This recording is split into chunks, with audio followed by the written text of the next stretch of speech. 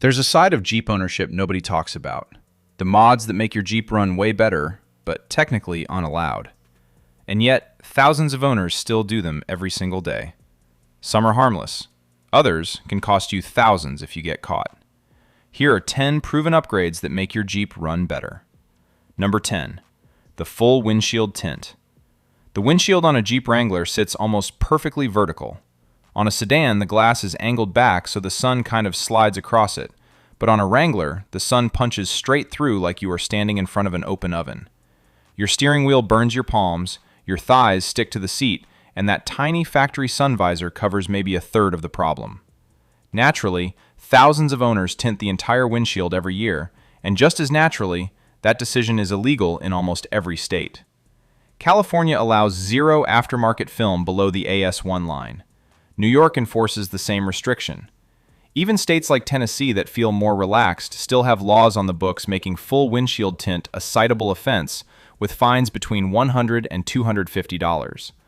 But a ceramic film at 50 to 70% blocks up to 99% of UV radiation and drops interior cabin temperature in a way you can physically feel the second you sit down.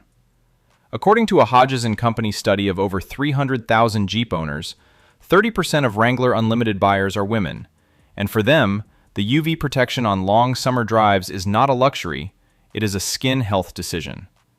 The fine for getting caught ranges from $100 to $250 depending on the state, and in places with annual inspections you will fail immediately.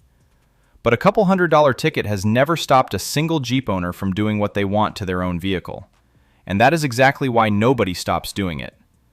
But if a $150 tint ticket sounds manageable, wait until you hear what the next modification can cost you, because the government does not write polite warnings for this one. Number 9. The uncovered light bar. Those massive 50-inch LED bars mounted across the top of the windshield frame look absolutely wild on a Wrangler, and they will literally save your life on dark trails at 2 in the morning when you cannot see 3 feet past your hood. On public roads, though, using one is illegal in every state because they blast oncoming traffic with a wall of light brighter than permanent high beams. What catches people off guard is that some states make it illegal to even have the bar visible on your vehicle without proper covers. Georgia and Illinois both have laws requiring auxiliary lights above a certain height to be covered or physically removed while driving on public roads, and fines run between $75 and $500 depending on the jurisdiction. Nobody in the Jeep community removes their light bars between trail runs because unbolting a 50-inch bar from the roof and reinstalling it every single weekend is the kind of tedious, knuckle-scraping work that makes you question your entire hobby. So the bars stay mounted, the covers get lost within a month, and the tickets start stacking up like a collection nobody asked for. And honestly, a $500 fine for a light bar is a parking ticket compared to what is coming next, because number 8 is where the government stops playing games entirely. Number 8. The catalytic converter delete. The EPA collected over $55 million in civil penalties between 2020 and 2023 just from cases involving emissions tampering and aftermarket defeat devices on trucks and SUVs. Read that number again. $55 million in 4 years. Under the Clean Air Act, removing the catalytic converter from any vehicle driven on public roads is a federal violation that carries fines up to $5,580 per part per day. And the EPA is not bluffing. In 2023, an Arizona company called Vivid Racing got slapped with a $1,072,692 penalty for selling cat delete parts labeled off-road use only, because investigators proved the company was marketing them for street vehicles the entire time. Jeep owners ripped their cats out because the factory exhaust on the 3.6-liter Pentastar V6 is insanely restrictive. Removing the catalytic converter frees up exhaust flow, kills back pressure, and gives the Jeep a deeper growl that sounds like the engine finally woke up and remembered what it was built for. On a dyno, the standalone gains are modest, somewhere around 5 to 10 horsepower on a bone stock engine. But when you stack a cat delete with a performance tune and a less restrictive exhaust, those small numbers start compounding into a seat-of-the-pants difference you can actually feel stomping the gas on a highway on-ramp. The problem is that the deletion triggers a check engine light because the downstream oxygen sensor loses its reference point, And that is exactly why owners pair it with the next modification on this list. Number 7. The emissions-defeating ECU tune. You would think that keeping every physical part on your Jeep means the EPA cannot touch you. Wrong. The federal government treats a software flash with the exact same seriousness as sawing parts off your exhaust. If your tune disables oxygen sensor monitoring, removes emissions readiness codes, or changes fuel injection timing beyond factory calibration, congratulations, you have legally installed a defeat device. The fines are identical to the Catalytic. Jeep owners accept this risk because the results on the 2.0-liter turbo Wrangler JL are the kind of addictive that ruins your ability to drive a stock vehicle ever again. Eurocompulsion sells a tune for the 2.0T that Jeep shop owners in Arizona have tested and confirmed delivers serious mid-range torque, the kind that lets you spin 40-inch tires on dry pavement from a dead stop. The AFE Power Magnum Force intake, combined with a tune on that same engine, has been dyno-proven at plus 10 horsepower and plus 20 pound-feet of torque. Stack a full exhaust on top, and those numbers climb even higher. But every modification in that stack creates its own separate federal violation, and during one traffic stop, those violations pile up into a financial nightmare that nobody is thinking about when they are clicking Add to Cart at midnight. If your Jeep already has any of these modifications on it, hit subscribe right now because number 1 on this list is something that over 1 million Wrangler owners have installed without knowing it could cost them $1,000 and lock them out of registering their own vehicle. Number 6. The Muffler delete. All 50 states require your vehicle to have a functional exhaust system that keeps noise within acceptable limits, and straight piping a Wrangler violates that law from coast to coast. California will fine you thousands of dollars for repeat exhaust violations. Texas has local noise ordinances that can nail you in residential neighborhoods, even though the state barely does vehicle inspections at all. The reason Jeep owners ignore this is pure emotion. A stock Wrangler sounds like a dishwasher running a quiet cycle, and nobody drops $40,000 on a vehicle just to have it hum like a kitchen appliance. A deleted Wrangler sounds like something that actually has a pulse. On the 3.6 V6, the factory exhaust chokes airflow so badly that removing the muffler alone gives you a real improvement in throttle response, along with the kind of low rumble that turns heads at every gas station.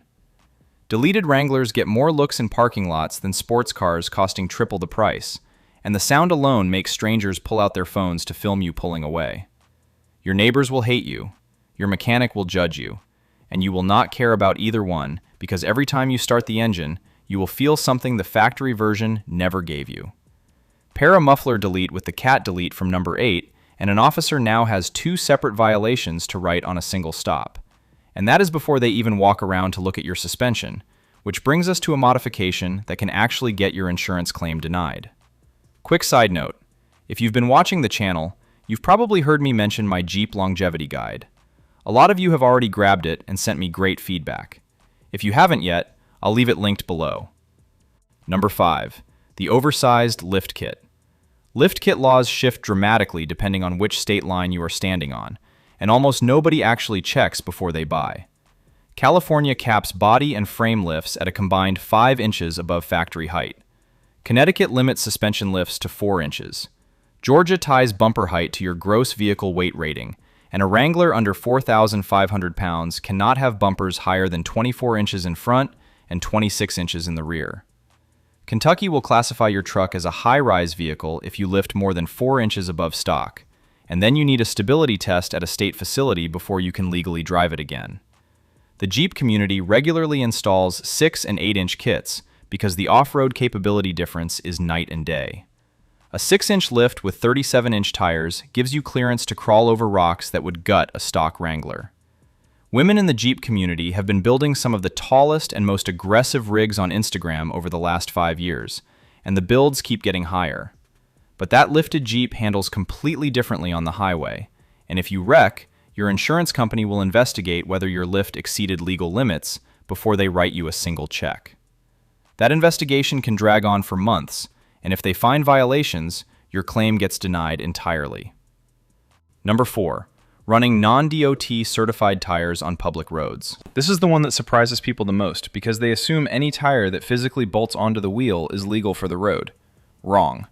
Tires stamped off-road use only or competition use only were never tested or approved for highway speeds and driving on them is a violation in every state. Wreck while running non-DOT rubber, and your insurance company will point at those tires as the reason to deny your entire claim without a second thought. They will not care that the tires saved your life on the trail last weekend. All they care about is that the tires were not legal on the road where the accident happened. Off-road specific tire compounds are softer and stickier and grip loose rock and wet mud in ways that DOT certified rubber cannot touch. Women who wheel hard on technical trails know this better than anyone, because grip is the difference between making it up a ledge and sliding backwards into the truck behind you. But the moment those tires touch a public road, every mile you drive is a liability gamble that one bad accident can turn into a six-figure problem with no insurance safety net. Number 3. The Fender delete. Fender laws exist because tires that stick out past the body line fling rocks and debris into other cars and pedestrians at highway speed, and every state with vehicle inspections requires your fenders or flares to cover the full tread width. When you lift a Wrangler and bolt on wide aggressive tires that poke past the fender line, you need flares that cover everything. The Jeep community largely ignores this because the flat fender look, or the full fender delete, makes the Wrangler look like the factory should have built it that way from day one. It is one of those modifications where the illegal version looks better than the legal version, and everyone in the community knows it. In Pennsylvania, Virginia, and New York, exposed tires mean an automatic inspection failure. Arizona and Texas both require full tire coverage on paper, even though enforcement barely exists in practice. One Jeep owner in Virginia posted that she failed inspection for flat fenders, drove to a shop, bolted on stock flares, passed the test that same afternoon, then drove home and swapped the flat fenders right back on before dinner. That kind of dedication is what separates Jeep people from every other car community on the planet. And speaking of dedication, the next modification on this list takes more commitment and more money than everything else combined. Number 2.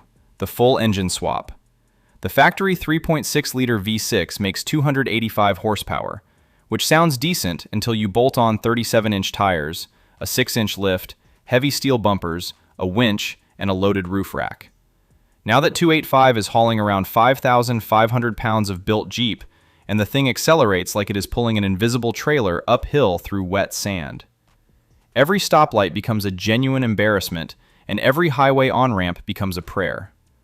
A 5.7-liter Hemi swap pushes output to 370 to 395 horsepower, with way more torque down low where you actually need it, and owners describe the difference as going from a minivan to something that genuinely scares them when they hit the gas. Engine swaps are illegal in California and several other states unless the replacement comes from the same manufacturer, the same model year or newer, and keeps all original emissions equipment with the donor ECU. Almost no Hemi swap meets those rules because builders strip the emissions gear for cleaner routing and more power. The EPA has stated that a full emissions delete on a modern truck can pollute as much as 300 vehicles with fully functioning controls, and non-compliant engine swaps fall into that same enforcement category. Number 1. The non-carb certified cold air intake. And this is the one that gets everybody. A cold air intake sounds like the most innocent modification imaginable because you are literally just swapping the tube and filter that feeds air into your engine. But in California and every state that follows CARB emission standards, which includes New York, Oregon, Washington, Colorado, and over a dozen others, your intake needs a CARB executive order number stamped on it to be street legal. No sticker means it gets classified as a defeat device, and you fail your smog check instantly. S&B Filters tested their intake for the 3.6-liter Wrangler JL and confirmed it flows 26.18% better than the stock airbox. Their older JK model flows 46.78% better than factory. The AFE Power Magnum Force for the 2.0-liter turbo outflows stock by 52% and has been dyno-proven at plus 10 horsepower and plus 20 pound-feet of torque. That extra airflow gives your engine sharper throttle response, a cooler intake charge, and an aggressive induction sound that makes the Jeep actually sound alive for the first time. But cold air intakes sit at number 1 because Rough Country, Red Rock, and dozens of other popular brands stamp their intakes with "not for sale in California" or states adopting CARB regulations. And that warning lives in tiny print that everybody scrolls past while shopping at midnight. The fine in California hits $1,000, and your Jeep cannot be registered until the part is physically removed from the engine bay. Read that again. You cannot register your own vehicle until the intake is gone. A $400 part you bought to make your Jeep breathe better can lock you out of legal registration until you rip it out and go back to stock. And the wildest part is that some of these intakes do have CARB certified versions available, but the non-certified versions are cheaper, and guess which ones everyone buys? Every one of these mods makes your Jeep feel better, but some come with a price most owners don't think about. So I'm curious, which one would you actually risk running on your Jeep? Drop it in the comments below. And if you want more content like this, hit subscribe. I've got a lot more coming. See you next time.